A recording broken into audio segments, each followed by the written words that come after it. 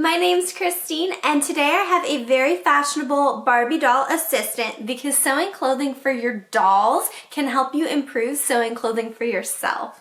And you can use whatever kind of doll you want to practice sewing clothing, but I think Barbie dolls work the best for practicing for humans because their proportions are more realistic than a lot of other dolls on the market. And the newer Barbie doll lines have more variation in body types that might be more realistic to your specific body type, such as this petite Barbie doll who has wider hips, thicker thighs, and shorter legs than other Barbie dolls. You probably won't be able to find an exact body double for yourself in a doll, but even sewing clothing for a doll who has different proportions than you do will improve your sewing skills. So get yourself a doll and get yourself some fabric scraps because today you're going to learn how to make clothing for dolls. Start by taking your doll's measurements. You will need measurements for the bust, the waist, the butt, and the hips.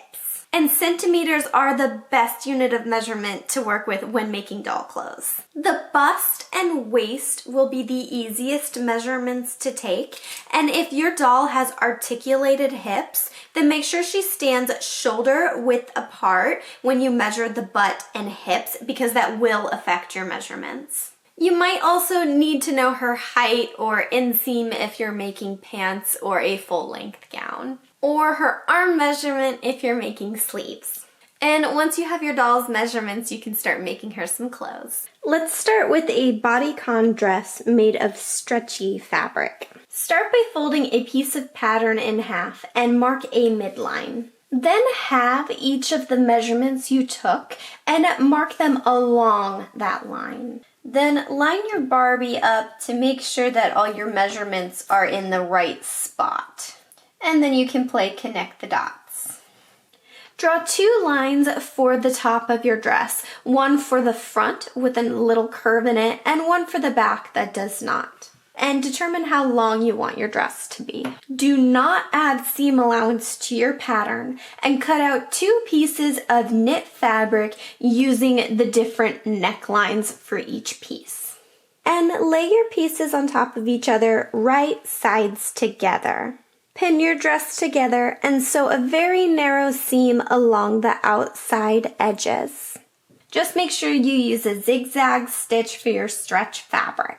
If you're sewing for yourself, you don't have to worry about finishing the hem, but if you are sewing for children to play with their doll clothes, then make sure you also roll down the top a little bit and seal that hemline in for more durability. And now you can turn the dress inside out and see if it fits your doll. Another way to practice making clothing for your dolls is to take a strip of fabric and wrap it around your doll until you find a cute idea for an outfit. And this piece of fabric would work perfectly for a skirt. Take a strip of elastic and cut it the same length as your waist measurement. Stretch that piece of elastic and sew it to a strip of fabric that you want to use for a skirt. And I did fold the waistband over once to secure the elastic better. Then fold your skirt right sides together and sew a side seam to close it off. I added a very narrow hem to this skirt, but you're welcome to add ruffles or practice other types of fabric manipulation as well. And now you have a simple skirt. She hasn't had a change of clothes in over 3 years, so my goal today was just to make something that would look cute on her, and I think I succeeded with that. I love the way this dress came out. I think it's so cute on her, and I would totally wear it, but I know for myself I would need to add some sort of sleeve to it to be comfortable wearing it. And if you were to make this style dress for yourself, you'll need to make a sleeve or some sort of elastic at the top to keep it up.